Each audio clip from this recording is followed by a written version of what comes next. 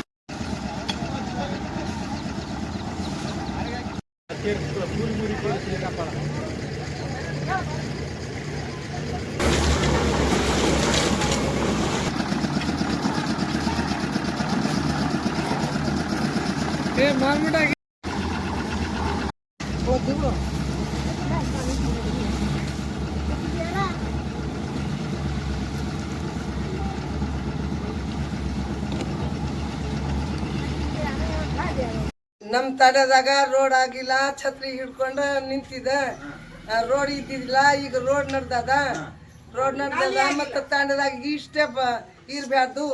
ತಾಂಡ ತುಂಬಾ ಮೋರಿ ಆಗ್ಬೇಕು, ರೋಡ್ ಆಗ್ಬೇಕು.